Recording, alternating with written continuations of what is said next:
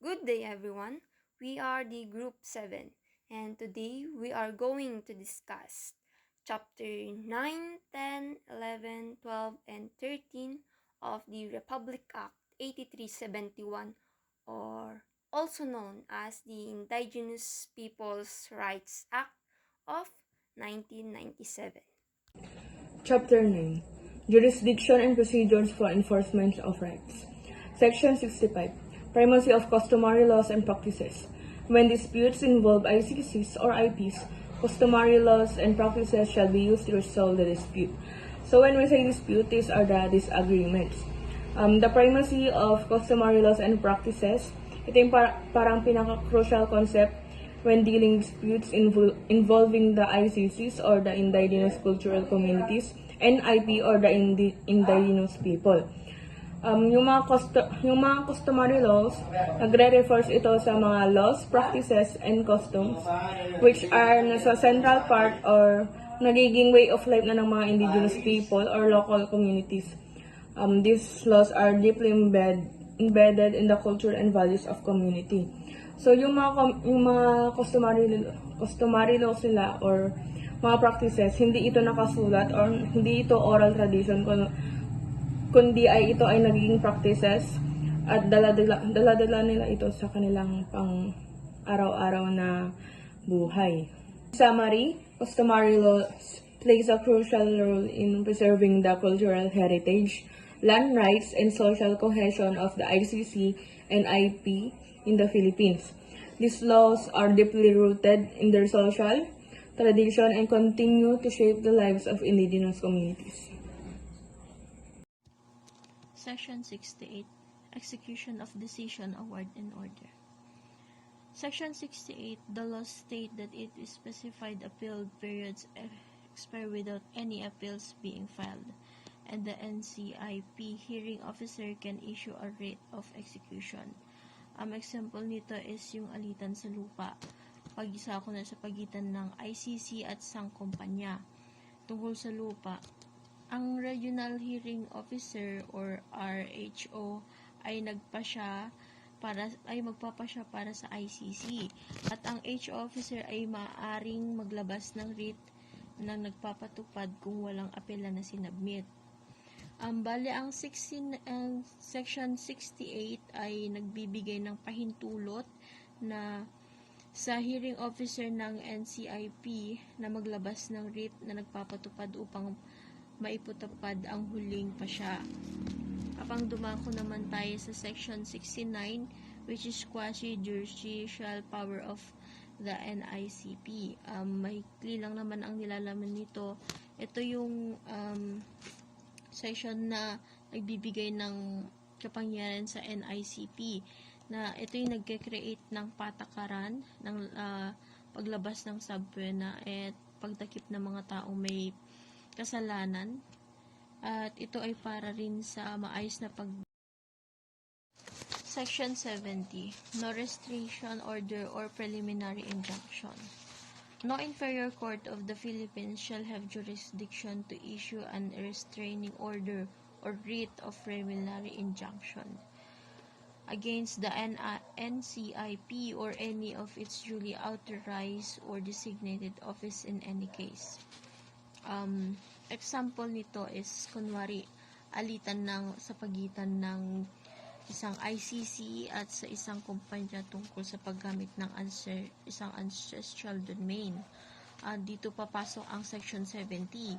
Ito ay ang nagbabawal sa mga mababang hukuman na maglabas ng restraining order or preliminary injunction laban sa NCIP. Sa pamamagitan ng provision na ito ay pinapangalagaan ng NCIP ang kapangyarihan nito na protektahan ang mga karapatan ng mga ICC na. So, let's proceed naman sa Chapter 10, Section 71, which is Ancestral Domains Fund. Dito alamin natin kung saan galing yung fund or kung gaano ba siya kalaki. So, Ancestral Domain Funds, there is hereby created a special fund to be known as the Ancestral Domain Funds. So, yun nga, known as the Ancestral Domain Funds. An initial amount of 130 million pesos to cover compensations for expropriated lands, delineations, and developments of ancestral domains. So, yung initial amount niya dito sumaabot ng 130 million pesos. At dito alamin din natin kung paano ba nabuo or kung bakit umabot sa 130 million ang fund or yung Ancestral Domains Fund. An amount of 50 million pesos shall be sourced from the gross income of the Philippine Charity Sweepstake Office or PCSO. So, yung 50 million doon sa 130,000 million is galing sa charity or the sweepstakes office or sa PCSO. Then, 10 million pesos from the gross receipt of the travel tax of the preceding year. So, yung 10 million naman is source of the government or the gross receipt. Thereafter, such amount shall be included in the Annual General Appropriate Act, wherein as well as the local funds which are made available for the ICCs or IPs through the government of the Philippines. So, yun nga, yung fund na yun is available doon sa mga ICCs or IPs, which is pwedeng mag-donate ng tulong through dun sa mga fund na pwedeng itulong sa mga ICCs or IPs. So,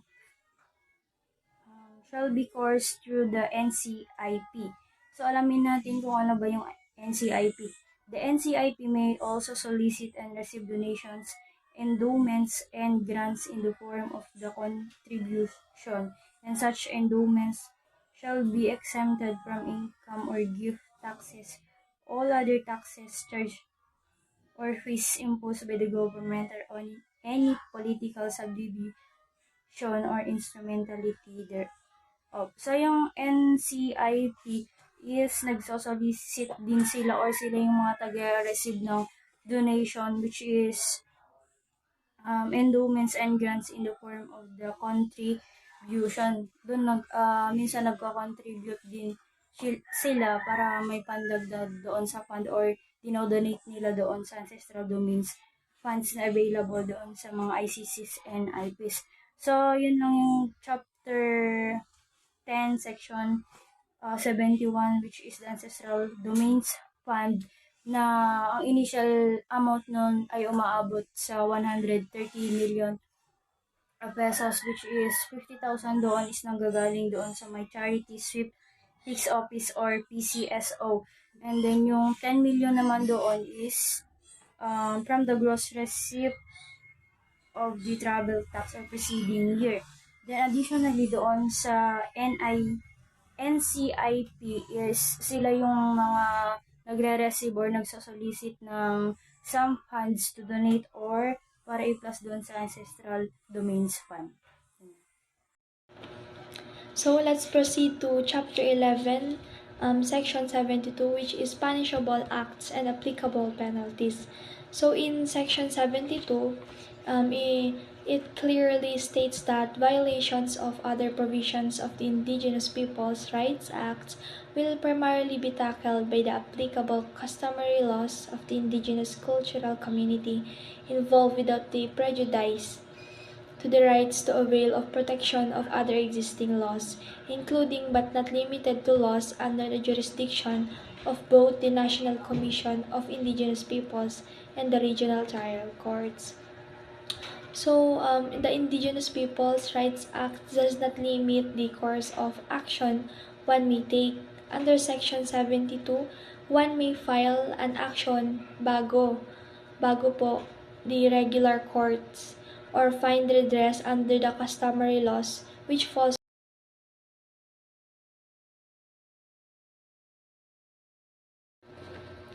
So within the ancestral domains and ancestral lands, the ICCs and IPs are given the right to self-governance and empowerment, social justice, yung human rights nila, yung the right to preserve to preserve and protect protect their culture, yung kanilang traditions, institutions, and community intellectual rights, and the right to develop their own sciences and technologies. So, any person who violates the provision of this act ay makoconvict siya ng or mapapunish siya by imprisonment of not less than 9 months but not more than 12 years, and fine of not less than 100,000 pesos or more than 500,000 pesos, or both such fine and imprisonment upon the discretion of the court.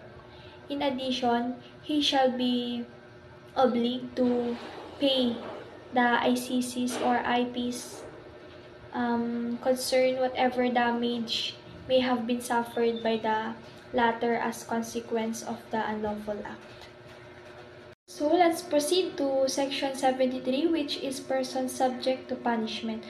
So simple lang po ang nilalaman ng section na ito, na kung ang nagkasala ay isang juridical person, all officers such as but not limited to its president, manager, or head ng office ay responsible pa rin for their unlawful act and shall be criminally liable pa rin.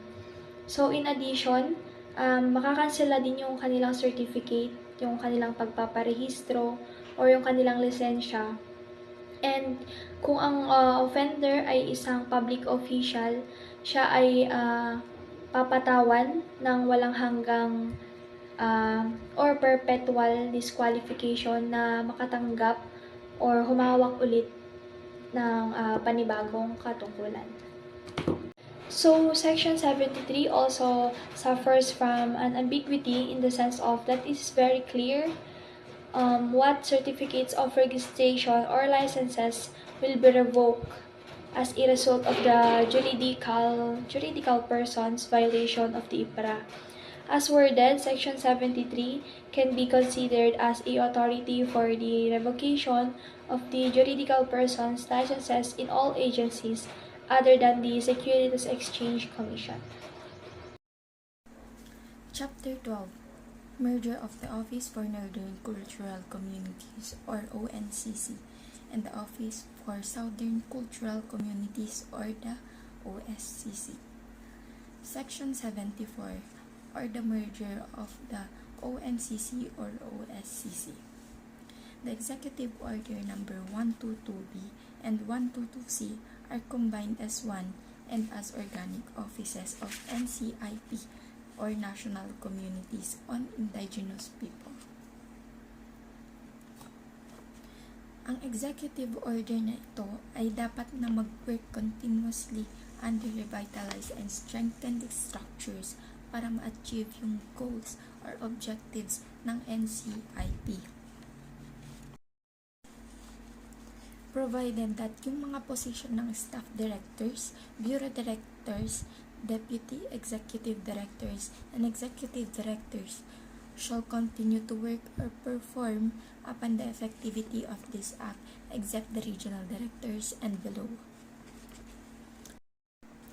Provided further, yung mga employees and officials ng mga phase-out offices na qualified ay pwedeng mag-apply for reappointment with the NCIP and may be given prior rights in the filing up of the newly created positions of NCIP base sa mga qualifications na tinakda ng placement committee.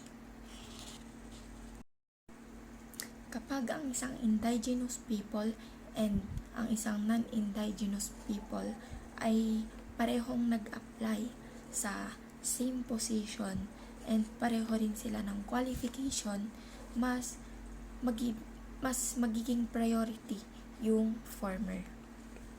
Tapos, yung officials and employees who are to be phased out na resulta ng merger ng mga opisina nila ay may karapatan to gratuity rate, which is katumbas ng 1 and 1 month salary sa bawat taong tuloy-tuloy at magandang serbisyo na binigay nila.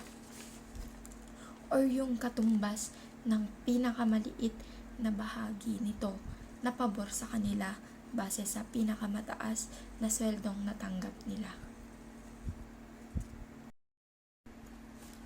At kapag entitled na ang isang official or employee sa retirement or gratuity, may option sila na mamili between retirement benefits or gratuity na matatanggap nila. And if the officials or the employee ay bumalik sa dati niyang trabaho, ibabalik niya rin or i-refund niya yung benefit of retirement or gratuity na natanggap niya.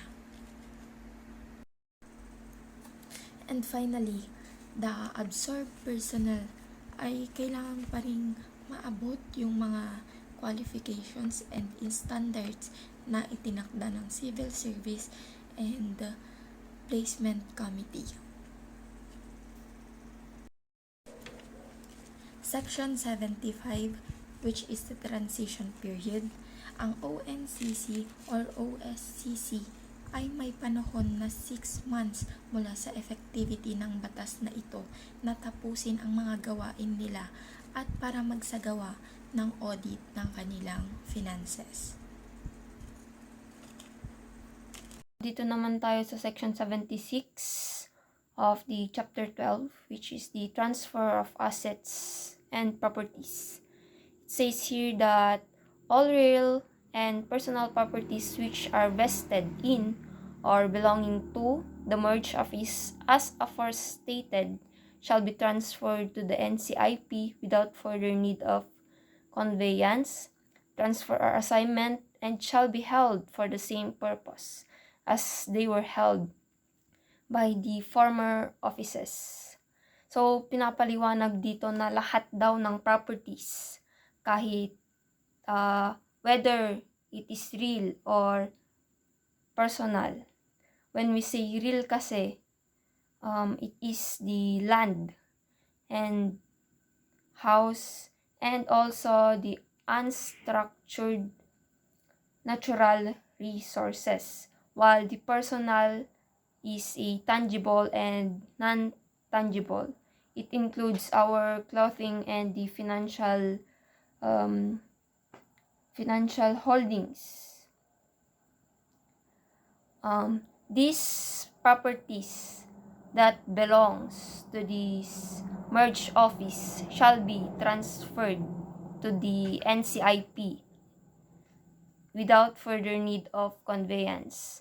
Dapat daw tong mga properties na to, yung real and personal, ay may transfer sa NCIP without need of conveyance and shall be held for the same purpose. Kung ano daw yung purpose doon sa former offices, ganun pa din ang magiging purpose nito. Sinasabi din dito na that all contracts, records, and documents relating to the operations of merged offices shall be transferred to the NCIP. All agreements and contracts entered by the merged offices shall remain in full force and effect unless otherwise terminated, modified, or amended by the NCIP. Sinasabi dito na lahat din daw ng kontrata, records, and dokumento na related sa operations ng dalawang office or the merged office ay may transfer din sa NCIP or the National Commission on Indigenous People.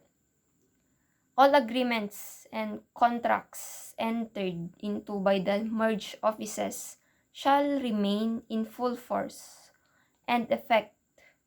Dapat daw yung mga agreements and contracts ng dalawang merged office shall remain full force or naipapatupad pa din ng buo, otherwise terminated, modified, or amended by the NCIP. Unless daw binago ito or inamendahan ng NCIP. So, Section 77, Placement Committee. Subject to rules on government reorganization, a placement committee shall be created by the NCIP in coordination with the Civil Service Commission, which shall assist in judicious selection and placement of the personnel in order that the best qualified and most deserving persons shall be appointed in the reorganized agency. Sinasabi sa first statement na to ay dapat daw na NCIP ang siyang gumawa ng placement committee sa tulong at koordinasyon ni Civil Service Commission na siyang mag-assist sa pagpili ng mga personnel na qualified at deserving sa reorganized na agency na yon. Sinasabi din dito na ang placement committee daw ay dapat composed of 7 commissioners and a representative ICCs or IPs from each of the first and second level employees association in the offices for northern and southern cultural communities. Pwede din isang representative or representative sa non-government organizations or NGOs na nag-serve sa community at least 5 years, and people's organization with at least 5 years of existence.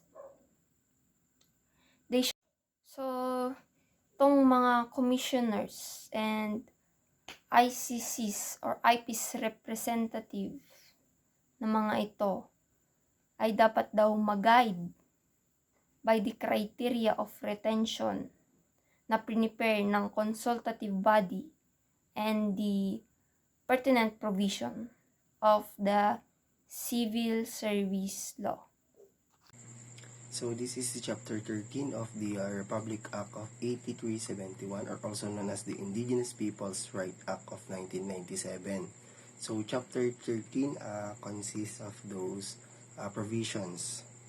So the Section 78 Special Provision: the city of Baguio shall remain to be governed by its charter, and all lands proclaimed as part of its town site reservation shall remain as such until otherwise reclassified by appropriate legislation. So, sabi dito, kung ano man yung mga lupa doon, ay hindi mo pwedeng ilipat or hindi pwedeng kunin ng iba hanggat wala pang provision na naibibigay. So, sabi pa nga dito, the prior land rights and titles recognized and or acquired through any judicial, administrative, or other processes before the effectively of this act shall remain valid. So, provided further that this provision shall not apply to any territory which become part of the city of the Baguio. So, sabi ko nga kanina na hanggat hindi pa nabavalid yung act na na-provide sa city na yon, hindi mo pa rin pwedeng kunin yung territory na yun. So, Section 79, Appropriations. So, the amount necessary to hence the initial implementation of this act shall be charged against the current year's appropriation of the ONCC and the OSCC. Thereafter, such sums as may be necessarily for its continued implementation shall be included in the Annual Generations Appropriations Act. So, sabi dito, ang halaga ng kinakailangan upang tustusan ang batas na ito ay sisingilin laban sa paglalaan ng kasulukuyang taon ng ONCC at ng OSCC. So, pagkatapos nito, ang mga halagang maaring kailanganin para sa patuloy na pagpapatupad ng taunang Generation Appropriations Act. So, ang susunod dito ay ang Section 80 of the Final Provision, which is the Implementing Rules and Regulation.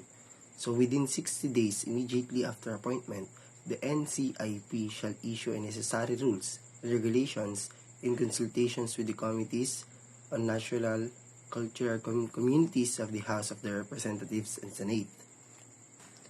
So, dito naman sabi sa loob ng 60 araw or 60 days, kaagad pagkatapos ng paghihirang or ang hearing, ang NCIP ay maglalabas ng mga kinakailangang tuntunin at regulasyon.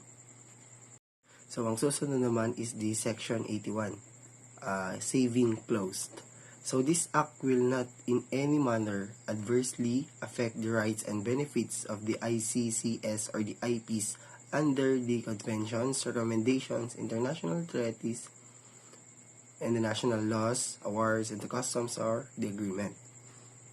So, sa act naman na ito is, sabi nga dito, this act will not in any manner adversely affect the rights of those indigenous people. So, sabi dito, hindi maapektuhan dito yung karapatan ng mga indigenous peoples or those IP groups.